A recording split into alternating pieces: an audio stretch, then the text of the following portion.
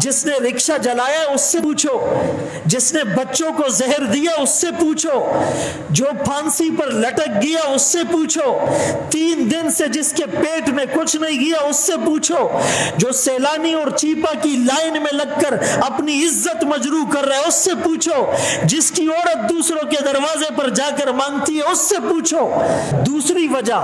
حکمرانوں کی ناقص پالیسی، بدترین حکمران، حدیث میں آتا ہے، مشکات میں ہے،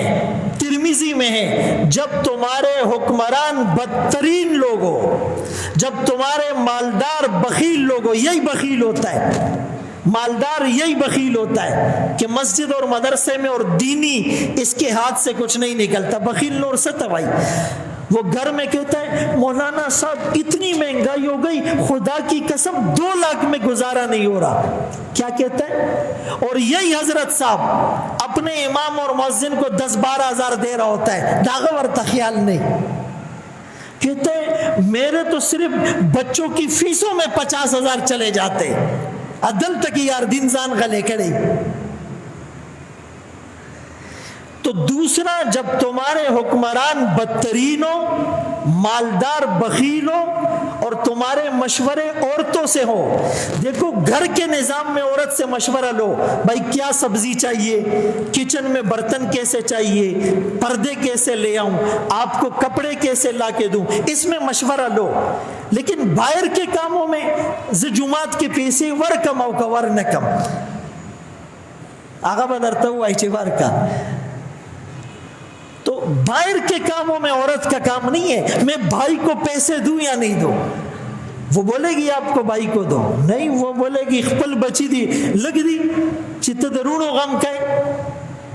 باہر کے معاملات میں جو عورتوں سے مشورے لے گا، ایسے لوگوں کو زمین پر رہنے کا کوئی حق نہیں۔ یہ میرے الفاظ نہیں، یامنا کے لال کے الفاظ ہے، ایسے لوگ زمین کے نیچے چلے جائے تو اچھا ہے۔ ہم کہتے ریاست مدینہ میں حضرت عمر تھا، حضرت ابو بکر تھے، خلیفہ بنے، کا تنخواہ بیت المال سے ملے گی۔ علماء کو جو تم تنخواہ دیتے ہو یہ کنسپٹ خلافت راشدہ سے ثابت ہے، وہ بیت المال سے تنخواہ دیتے تھے۔ وہ کہتے تھے ایک متوسط آدمی کی ضروریات کتنی ہے، متوسط آدمی کی ضرورت کے مطابق امیر المومنین کو تنخواہ ملتی تھی۔ آج حکمران کو عام شہری کے برابر ملتی ہے، ہمارے صدر صاحب کو آپ 20,000 تنخواہ دو، ہمارے وزیر اعظم صاحب کو آپ ذرا 20,000 تنخواہ لے کے بتاؤ، آپ ہمارے سی ایم صاحب کو 20,000 تنخواہ دو، لاکھوں تنخواہیں ہیں، کروڑوں کمیشن ہیں، اربوں کے گھپلے ہیں، ہمارا گزارا نہیں ہو رہا، اور کہتے ہیں نظام سب ٹھیک چل رہا ہے۔ ان ظالموں کو لوڈ شیڈنگ کا کیا پتا، ان ظالموں کو مہنگائی کا کیا پتا۔ جس نے رکشہ جلایا اس سے پوچھو،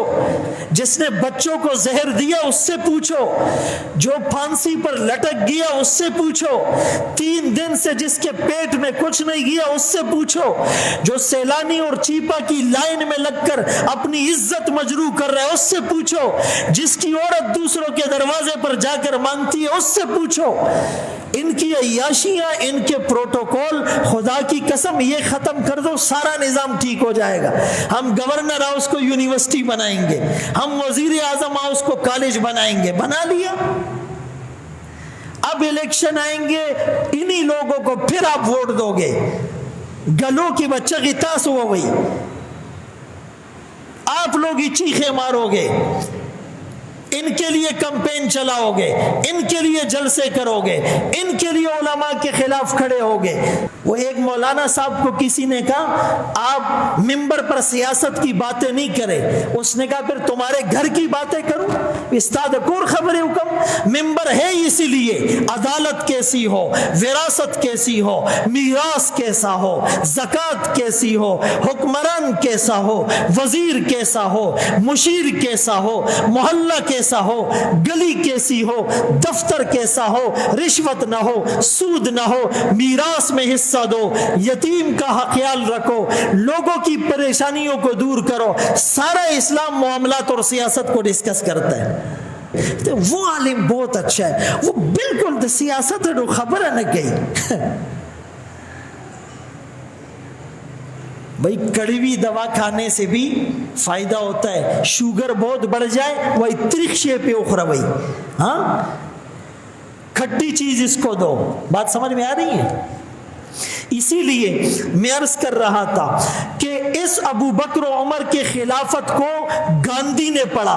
انڈیا کا جو تھا، اس نے اپنے وزیروں کو جمع کیا، کہا تمہارے لیے سیاست میں اور نظام چلانے میں آئیڈیل ابو بکر و عمر ہونے چاہیے۔ اس نے کہا تھا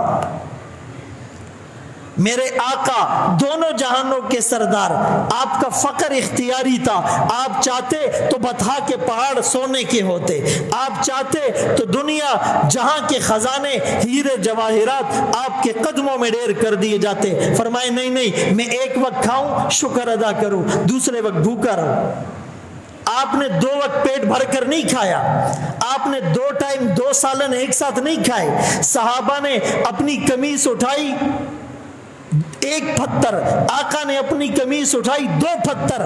آج حکمران ایسا کرے، خود ذرا یہ نیچے لیول پر آ کر زندگی گزارے، پھر ہم ان سے پوچھتے ہیں۔